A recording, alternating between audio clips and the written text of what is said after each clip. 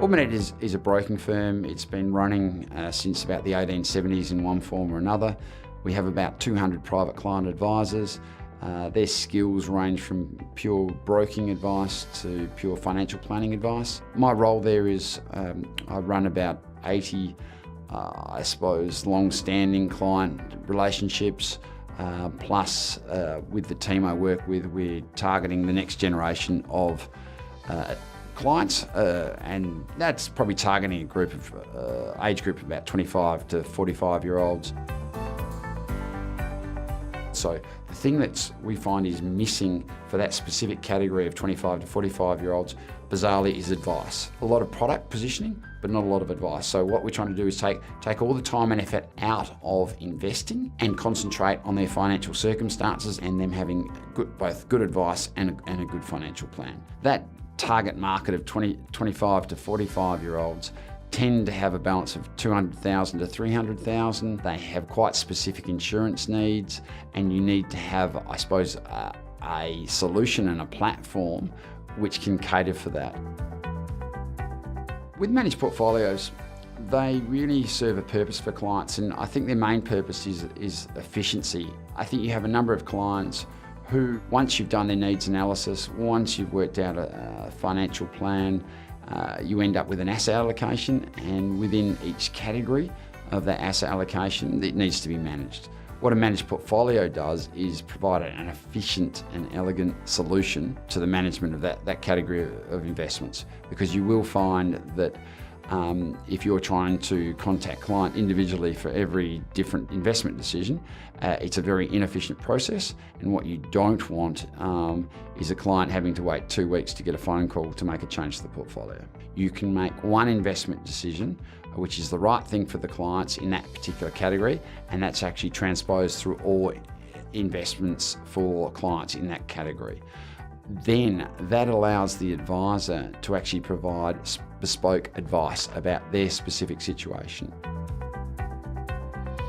Major benefits of managed portfolios is both from a client point of view and an advisor point of view is efficiency. So you want an outcome from a particular asset class. Where clients can be disadvantaged is the time lag in between making an investment decision and the execution of that decision. What a managed portfolio allows you to do on behalf of clients is that if you make a decision to change an investment within a portfolio class, you make one decision, and then once you've made that decision, it's implemented uniformly and efficiently for all clients.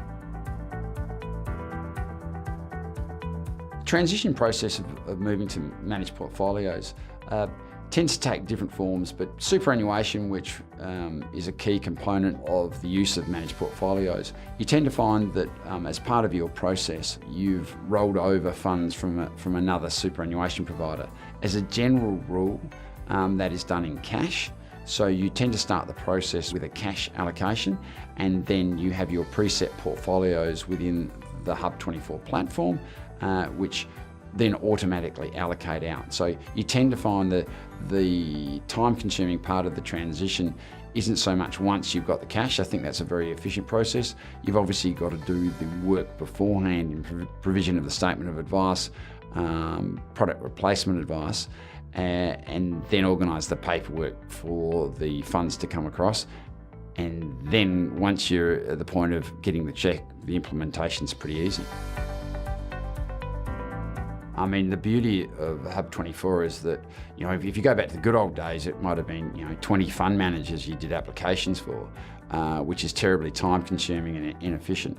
I think the onboarding process with Hub24 is, yes, you do the application process, but you do it once, and then that allows you an enormous amount of flexibility once you're inside the platform.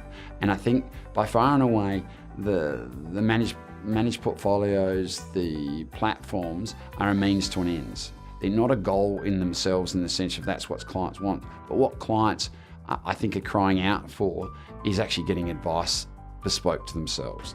And the big issue that we see is that there's just not enough time. If you try and build a bespoke portfolio, you just don't have the time to be able to implement that efficiently to a range of clients.